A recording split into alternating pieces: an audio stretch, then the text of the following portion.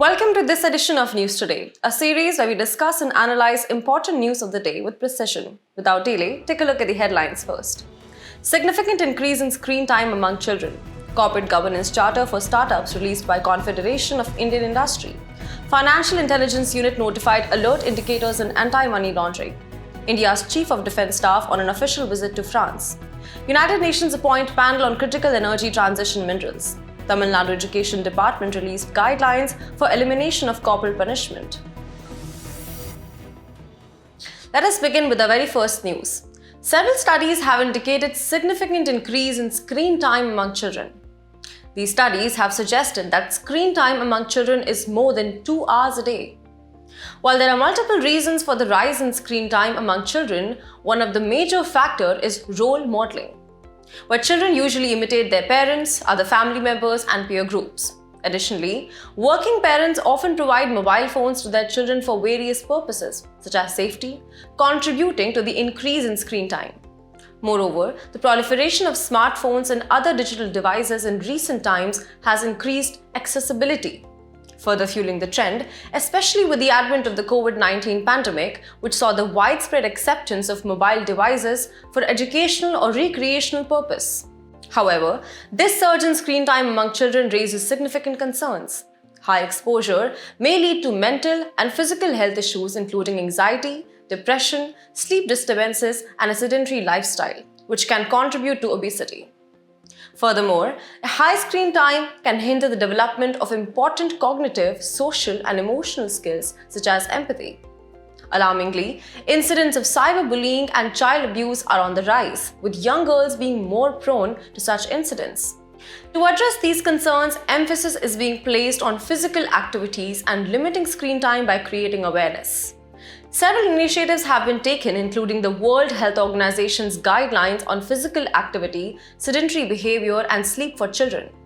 In India, the Ministry of Education launched the Manodarpan initiative to provide psychosocial support to students for mental health and emotional well-being. Additionally, the Ministry of Home Affairs has introduced the Cyber Crime Prevention Against Women and Children scheme, aimed at providing a safe and secure online environment for children. Moving on to the next news, Corporate Governance Charter for Startups released by Confederation of Indian Industry. Corporate governance is a dynamic set of value-driven principles and measures that steers an organization's development in the right direction, based on principles like transparency, fairness, and accountability. The release of this charter comes in the backdrop of significant erosion in shareholders' value in Indian startups due to governance failures in many high-profile cases in recent times, such as BharatPe and Go Mechanic. Taking a look at the key highlights put forth in this charter, its objective is to serve as a self-governing code for startups incorporated under the Companies Act 2013. It aims to help startups not only add value but also to achieve stability, growth, resilience, competitiveness, and long-term success. Additionally, the charter provides guidelines tailored to various stages of a startup's growth, including the inception stage, progression stage, growth stage, and going public stage. For instance, it clearly defines the roles and responsibilities of board members and directors during the progression stage. Furthermore, startups can use an online self-evaluative governance scorecard to measure their current governance status and track improvement over time. In India, corporate governance is governed by various legal provisions.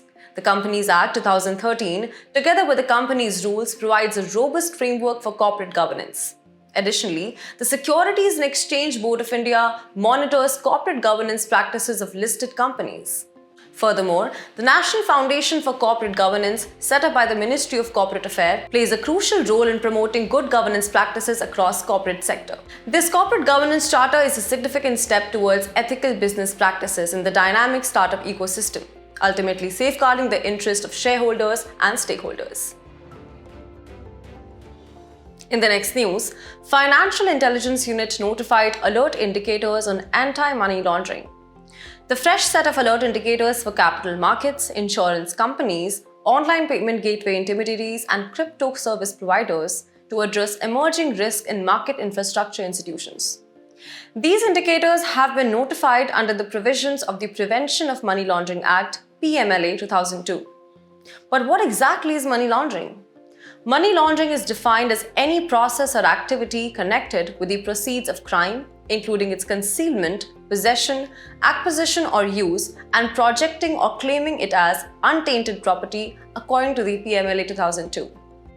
Now let's discuss some of its key highlights. These indicators include mandating stock exchanges to consider suspicious cases of misutilization of client funds by stockbrokers and analyze cases of serious anomalies from the perspective of money laundering and terrorism financing. For virtual digital asset or cryptocurrency service providers, the alert indicators range from directions to register with the FIU to carrying out enhanced due diligence and implementation of the travel rule. The travel rule extended to crypto companies in 2019 by the Financial Action Task Force requires businesses to collect and share the personal data of participants in a transaction. And for credit rating agencies, new guidelines will ensure timely reporting of suspicious transactions to the FIU to identify serious corporate frauds. Wrapping up, take a quick glance at the Financial Intelligence Unit India. Established in 2004, it is an independent body reporting directly to the Economic Intelligence Council headed by the Finance Minister. The FIU India functions as a central national agency responsible for receiving, processing, analyzing, and disseminating information relating to suspect financial transactions. It is also responsible for coordinating and strengthening efforts of national and international intelligence, investigation, and enforcement agencies in pursuing global efforts against money laundering and terror financing. In addition to the FIU India, India has specialized agencies like the Enforcement Directorate and the Central Bureau of Investigation to curb money laundering and terror financing. India is also a member of the Financial Action Task Force and the Eurasian Group of Combating Money Laundering and Financing of Terrorism, reflecting its commitment to international cooperation in this domain. The issuance of new alert indicators by the Financial Intelligence Unit is a positive step towards curbing money laundering and terrorist financing activities. In our next news, India's Chief of Defence Staff is on an official visit to France. The visit aimed at further reinforcing the robust defence ties between the two nations, which have gained considerable momentum over the last few years. To begin with, let's discuss India-France defence relations. The defence relations between India and France have witnessed significant strengthening. France is playing an instrumental role in India's defence modernization through transfer of technology, joint ventures, and supply of advanced systems. Notable examples include the agreement for transfer of technology for Scorpion-class submarines and the supply of Rafale aircraft. Furthermore, the Indo-France Defence Industrial Roadmap aims at future collaboration on the co-design and co-development of military hardware. Space cooperation is another key area, with the recently launched Strategic Space Dialogue in June 2023 providing strategic guidance and direction across all aspects of space cooperation between the two countries. The Indo-Pacific region is also a focus area, with both countries agreeing on a joint strategic vision of India-France cooperation in the Indian Ocean region in 2018, which aims to establish an Indo-Pacific Triangular Development Cooperation Fund. Counterterrorism is another crucial aspect, with agency-level cooperation between India's National Security Guard and GIGN of France. Both countries have also resolved to work together for the adoption of a comprehensive convention on international terrorism at the United Nations. Strengthening military-to-military ties, India and France regularly conduct joint defense exercises such as Varun, Naval, Garud, Air Force, and Shakti, Army. Beyond defense and space, India and France share a multifaceted partnership spanning various domains. In the area of developmental cooperation, both countries are collaborating on projects such as the Chandigarh Smart City Initiative. Climate change is another critical area of collaboration, with the International Solar Alliance being conceived as a joint effort by India and France for deployment of solar energy solutions globally. France has continuously reiterated its firm support for India's permanent membership in a reformed and effective United Nations Security Council, reflecting the strong partnership in global governance. This visit by India's Chief of Defence Staff aims to further deepen the multifaceted strategic partnership between the two nations. In our next news, United Nations has appointed a panel on critical energy transition minerals.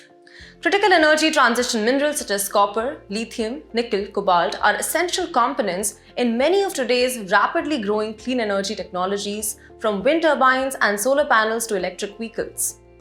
Addressing the significance, the panel aims to bring together all stakeholders across the entire critical energy transition minerals value chain to develop a set of global common and voluntary principles for energy. The panel includes government and intergovernmental actors from the European Union, African Union, Australia, Indonesia, Colombia, India, and others. It will address crucial issues related to equity, transparency, investment, sustainability, and human rights. While these critical minerals are significant to growth of clean technologies, there are also several challenges associated with them. The major challenges being the geographical concentration of these minerals. Few countries have major reserves, which may exacerbate geopolitical tension and supply chain disruptions. The lithium triangle consisting of Argentina, Chile, and Bolivia is a prime example of this concentration. Another pressing issue is unsustainable mining and processing practices, which can lead to water pollution, ecosystem destruction, and human rights violations such as child labor. Furthermore, the growing demand for these minerals is outspacing supply, with the International Energy Agency projecting a 3.5 times increase in demand by 2030. To address these challenges, various initiatives have been undertaken. At the global level, the Mineral Security Partnership has been launched to bolster critical mineral supply chains, with India as a participant. Additionally, the Critical Minerals Mapping Initiative and the United Nations Framework on Just Transitions for Critical Energy Transition Minerals, expected to be launched by the end of 2024, are also underway. In terms of national initiatives, India has identified 30 critical minerals crucial for self-reliance and has formed partnerships with Australia for lithium and cobalt and with Argentina for lithium.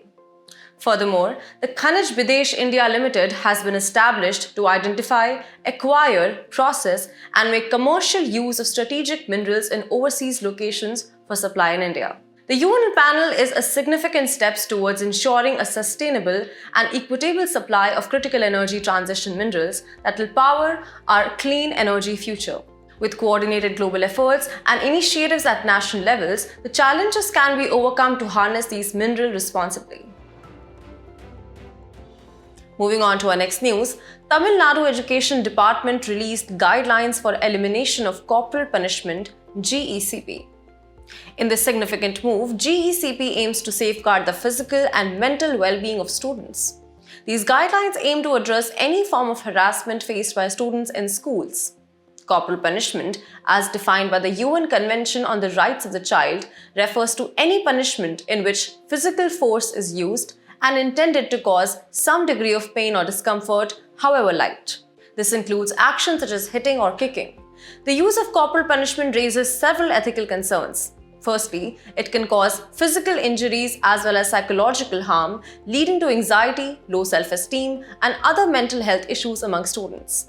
Additionally, it may reinforce the idea that violence is an acceptable means of resolving conflicts or asserting authority, contributing to the normalization and perpetuation of violence in society. Furthermore, corporal punishment can be applied disproportionately and discriminatorily based on factors such as gender, race, or socio-economic status. Importantly, it has been found to be ineffective as a disciplinary measure, teaching children to fear and avoid punishment rather than promoting positive behavioral changes or moral development. Ultimately, corporal punishment can result in higher school dropouts, poor learning outcomes, and an atmosphere of fear and intimidation in classrooms. In India, measures have been taken to address corporal punishment. Article 39 of the Constitution directs the state to protect childhood and youth against exploitation and moral and material abandonment. The Right of Children to Free and Compulsory Education Act of 2009, in Section 17, prohibits physical and mental harassment and makes it a punishable offence. Additionally, the National Commission for Protection of Child Rights has issued guidelines for eliminating corporal punishment, providing recommendations for positive engagement with children as well as effective remedial measures. These include setting up of corporal punishment monitoring cells in every school. The Tamil Nadu Education Department's guidelines for elimination of corporal punishment is a step in the right direction, aiming to create a safe and nurturing environment for students to learn and grow. In today's personality news, we will discuss Srinivasa Ramanujan. The great mathematician S. Ramanujan was remembered on his death anniversary. He was born in Erode, Tamil Nadu. He never received any formal mathematics training, and most of his mathematical discoveries were based on intuition. Let's discuss his key contributions.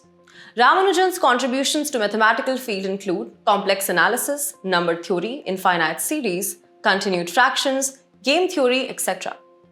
1729 is known as the Ramanujan number. It is the smallest number that could be expressed as sum of two cubes in two different ways. Also, National Mathematics Day, December 22, is observed on his birth anniversary. He displayed values of scientism, perseverance, dedication, and curiosity. As we conclude today's main news, let's take a look at some quick updates. Prime Minister recently addressed the 6th edition of the International Conference on Disaster Resilient Infrastructure. ICDRI is an annual international conference of the CDRI. It is a partnership of national governments, UN agencies, multilateral development banks to promote the resilience of new and existing infrastructure systems. Philippines denied China's claim on agreement over disputed South China Sea's second Thomas Shoal. South China Sea is a part of Western Pacific Ocean stretching roughly from Singapore and the Strait of Malacca in the southwest to the Strait of Taiwan in the northeast. Various political parties have mentioned the list of their star campaigners for the Lok Sabha general elections. Section 77 of the Representation of the People Act 1951 deals with expenditure incurred by leaders of a political party, also known as star campaigners. The Airports Authority of India has started work on ISHAN, Indian Single Sky Harmonized Air Traffic Management Initiative. It involves combining India's 4 airspace regions into a single system overseen from Nagpur. US authorities have rejected some spice-related exports from an Indian company over salmonella contamination. It is a group of anaerobic bacteria. These can be found in a variety of foods including chicken, beef, pork, etc. Negotiations are being under the aegis of UNEP to address plastic pollution across the life cycle, including the issue of harmful chemicals such as BPA used in plastic packaging. BPA is a chemical used primarily in production of polycarbonate plastics and epoxy resins. Tamil Nadu government is executing a synchronized survey to estimate the population of Nilgiri Thar. These are stocky goats with short, coarse fur with both sexes having curved horns which are larger in the males. Recently, Rampage missiles has been inducted by Indian Air Force and Indian Navy. These are long-range, supersonic, air-to-surface precision strike missiles developed by Israel Aerospace Industries and Israeli Military Industries Systems.